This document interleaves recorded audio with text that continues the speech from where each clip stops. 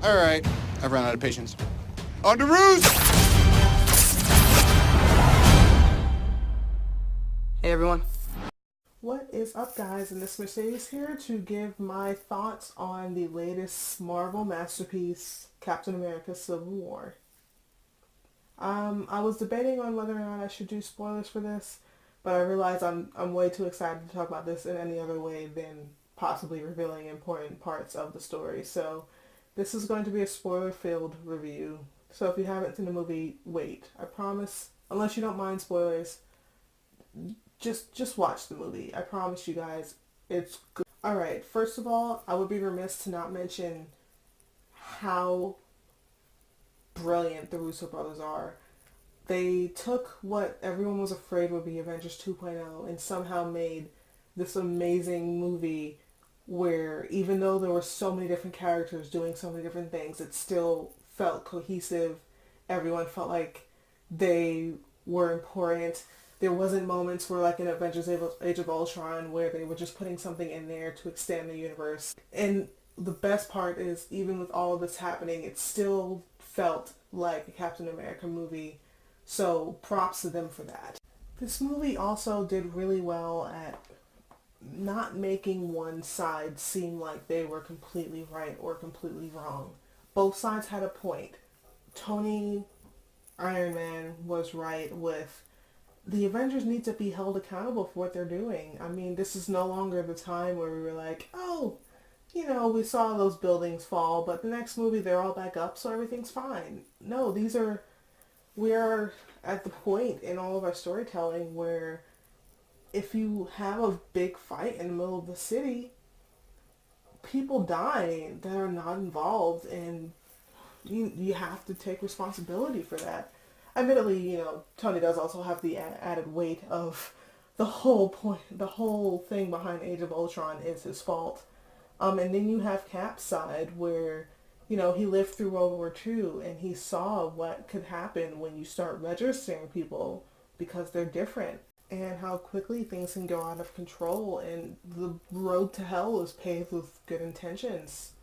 And there's even a point in the movie where he decides to sign the treaty or the accord, and then he finds out about uh, the prison that they would send anyone who goes against it, and he realizes that, wait, no, maybe he's right. Maybe the government shouldn't have a say in what superheroes do.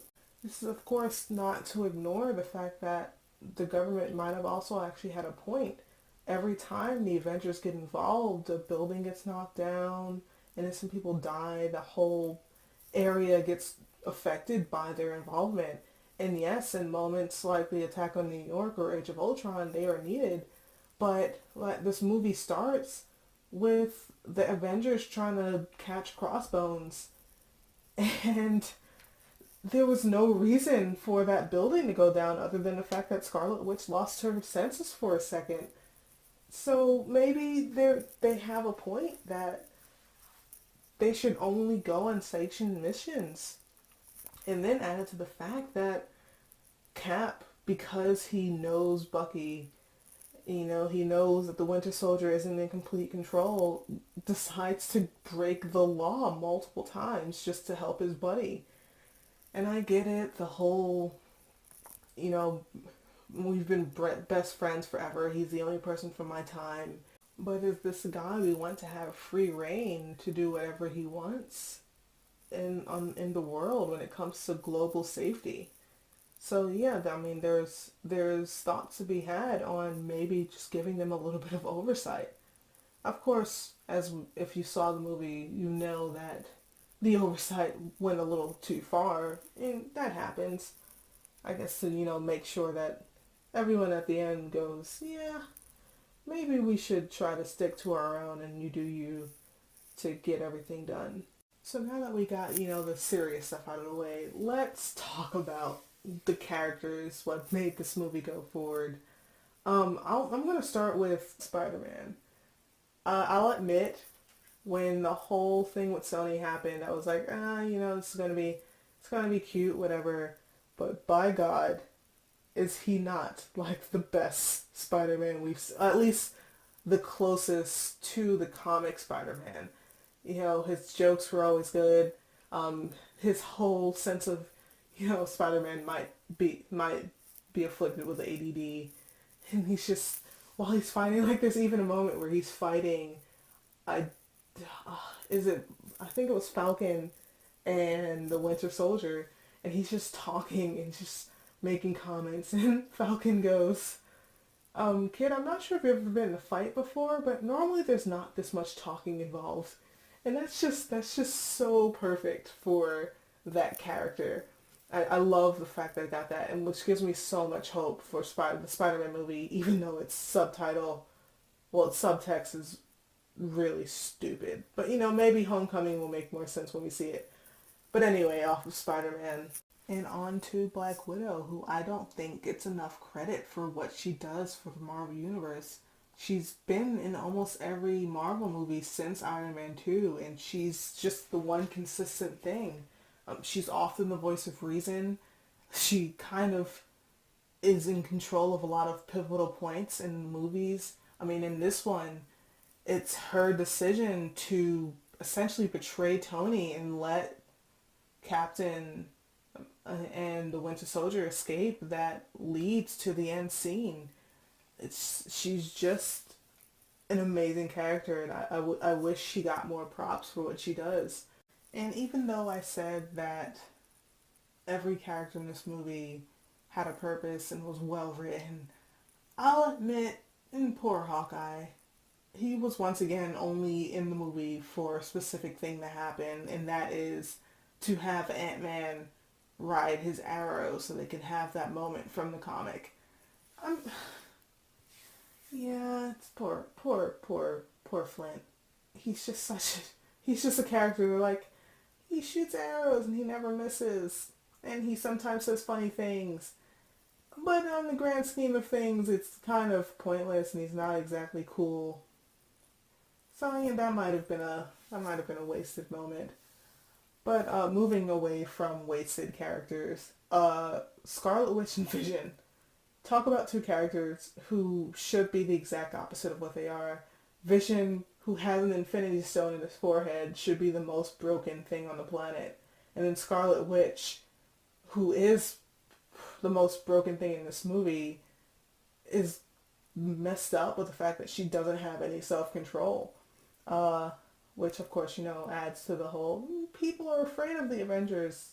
And let's not forget Black Panther, who had an amazing intro in this movie. Like, he was so badass. He beat up on Cap, and he beat up on the Winter Soldier, and that whole chase scene was amazing. And the subtle things of, like, when you see him and his father at the UN meeting to sign the accords, you get the sense that they don't exactly see eye to eye on things, but then he still cares enough to go on a one-man revenge spree to try to kill the Winter Soldier for supposedly killing his dad. And his character was so compelling, and he didn't really have that much screen time, but it was so well done that I was like, yes, this guy is great. Of course, the credit scene, this was great, yay, the Avengers are now fugitives. So I guess up next would have to be the main guys of the show, which would be Bucky, Cap, and Iron Man. And if there was ever something that personified an ex coming into this situation and completely messing up a good thing, it would be these three. Cap and Iron Man, they always argued, but they were on the same page and realized that they were both trying to accomplish the same thing. They were just doing it different ways, and it worked. And then here comes Bucky, which makes Cap a complete and total idiot when it comes to things. He's like, he just starts making really big mistakes for his friend, and Tony's, for the most part, doing what he's always done, is just try to clean everything up. Once again, I can't help but mention the fact that most of this is happening because he tried to clean up too far, where he essentially tried to prevent crime before it happened and ended up creating, a supervillain. But yeah, the ending of the movie where It's just the three of them at the hidden base with all the other sleeping Winter Soldiers was kind of, the big catalyst for what's been going on so far in this story.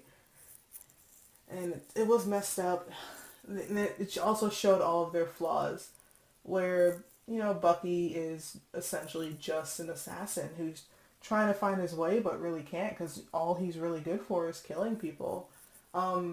Cap believes in justice almost to a fault where he starts doing bad things. And then Tony, of course, he's essentially a grown child. He's like, yeah, I'm here to help you guys, everything's good. But then he sees the fact that Bucky was the one who killed his mother and father, and that Cap knew about it, and that's all he needed to turn his back on them. So I guess that just the real point of this movie was to show that even though these guys are superheroes, they're still human, so they're still flawed. And I kind of like that. That was cool. And boy, was that fight. I loved, kind of like with Batman v Superman, where they actually had the balls to have Batman beat Superman in that fight. Of course he cheated, but still, he still won. Having the fact that Iron Man really owned the Winter Soldier and Cap in the face and only really got stopped because his anger towards Bucky was so strong that he ignored Cap long enough for Cap to be able to end the fight. And that was just, I love that moment. Yes, oh boy, was this movie good. And speaking of great moments in the movies, the airport scene might be some of the best 17 minutes of any film I've ever sat through. It was just so enjoyable. I found myself smiling the whole time. Between the banter between everyone, which was great and never felt forced or out of place. The introduction of Giant Man, which was funny. The responses to Giant Man. Spider-Man during that whole segment. And there's like a part where they were fighting Giant Man, trying to figure out a way to bring him down. And he's like, hey guys, you remember that moment in Star Wars? And Rhodey's like, Tony, where'd you get this kid? Like, how old is he? And Tony's response is like, I don't know, I didn't carbon date him. He's young.